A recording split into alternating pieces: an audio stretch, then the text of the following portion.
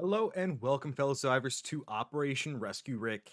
So, if you guys haven't seen part one yet, I strongly recommend you guys pause this video and go check out part one just so you get the full immersion of how we've kind of got to this point.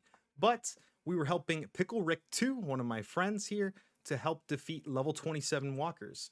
So, I'm going to kind of show you guys some of the chats that we've gone through and some of the troubleshooting that we did to help him beat these level 27 walkers. And in showing this video, guys, I really hope that it just kind of highlights some of the things that you can do yourself to make your team a little bit stronger and kind of min-max the things that you could be doing to beat these walkers. So let's kind of just start from the top here. He shared a report here of level 27 walkers where he was defeated. Unfortunately, the reports have expired, but the all the chat has been saved, so we'll go through all this chat as well. So I said, can you reset your recruits and spend more points, unlock deeper into the melee traits and skills? He said, I did, but I haven't had many tokens or whatever this is. And I said, also, is everything into your vintage vehicle, like all your copper, iron, and steel? And he said, I'll start grinding on the game again. Yeah. And I said, okay. So he sent me a screenshot of his vintage vehicle. He currently has a level 52 vintage truck, a level 44 vintage truck weapon, level 34 vintage truck bumper, and then the level 29 vintage truck wheel. So that's kind of his spread here, and it's pretty good. I do recommend being heavily invested into attack versus defense and health, and kind of done in this sort of fashion. He has it as a priority being attack, defense, and then health. So this is what your vehicle should probably look like if it doesn't already. So make sure you guys do reset those vehicles and invest in the vintage truck now if you have the ability to, which is offered in season 6. I'm not quite sure if they've offered it in the previous seasons yet, but if you're on RV's just as good, or it's not gonna be as good, I guess, later into the game. Vintage truck is, as soon as you unlock vintage truck, I recommend you reset everything, especially as a low spender slash free to play player, because vintage truck is going to beat out the RV eventually. It might not beat it out right away with the damage dealt, but over time it will, and that way you don't have to go ahead and reset your vehicles for the 10,000 gems and waste gems continuously, kind of resetting and stuff like that. So vintage truck is going to be the way to go on here. And so the next step here, I says, do you have any legendary skills for melee? And he said no, so that's okay. I said, from random boxes or no? And he said, how about epic? He said, I don't think so. I haven't done dailies for 2 months or so, especially dogs. I said, 500 gems to reset recruits. I think you're missing stats from there going max sharpshooters. And I'm going to kind of detail how you should go about putting your points into your recruits to kind of maximize your value based on the troop type that you've selected. So this might be a little bit different for you depending on whether you're melee, sharpshooter, or cavalry. He said, yeah, I realized that I can move on to 3-5, but it was a little too late.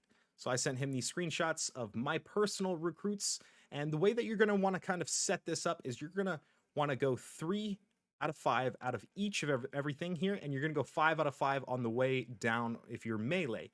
Now, if you're sharpshooter or cavalry, you'll do something very similar. You'll just do it the opposite way, because you want to get the minimum requirements for your recruit pages here to get the maximum benefits from the troop type that you're actually using. And this is going to go a long ways in beating these walkers.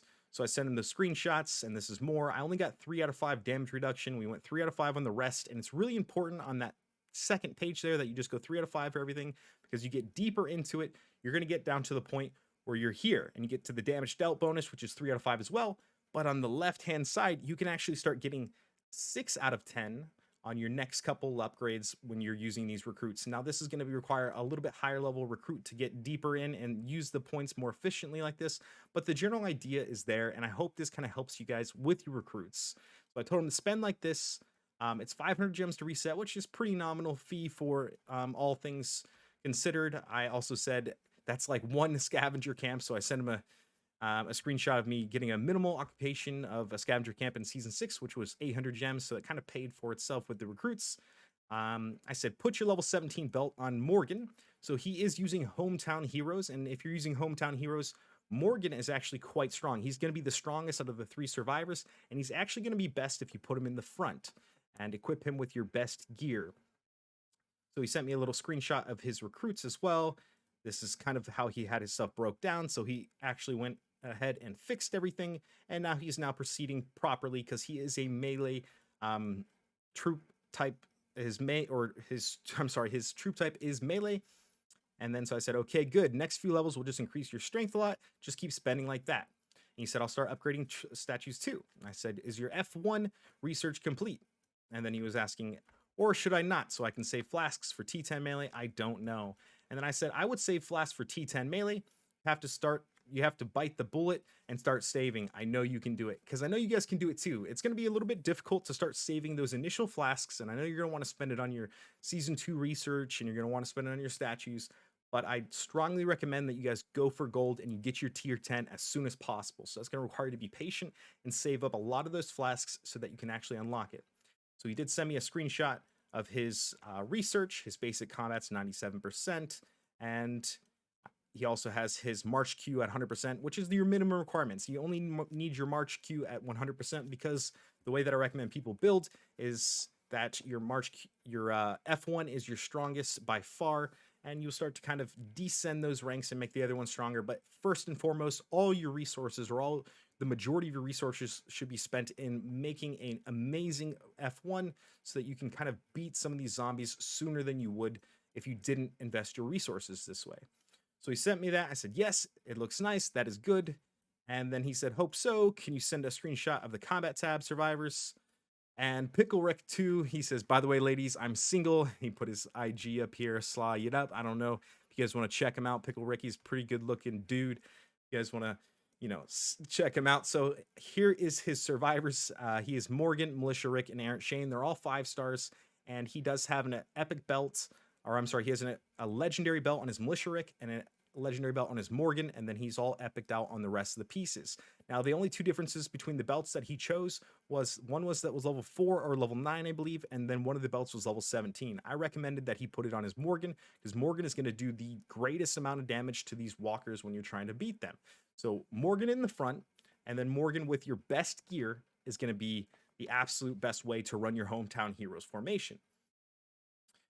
And so he said this, and I said, yes. And I said, how many anvils do you have? He said, like 2. Okay, because I'm kind of going through this process of how can you get stronger, PickleRick?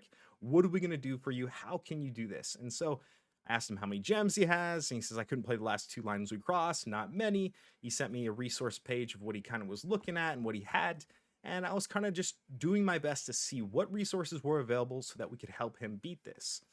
And I said, do you have T9 calves as well? And his Morgan will be 6-star soonish. He says only shooters at tier 9, and I said okay. And then I asked him if he swapped the 17 belt to his Morgan and the level 9 belt to his Errant Shane. So Errant Shane is going to be the second best in that survival lineup for hometown heroes, which is why I recommended he put the belt there. And then you put Shane in the middle, and then obviously Militia Rick in the back. And so he said, I was returning my F1 from building. I'll try again in a bit. And I said, Militia Rick in the back, like I said, send me the battle report again. Make sure you scout a player too. So before he did this attack, I said, you need to get your Fury buff because the Fury buff is going to increase your attack.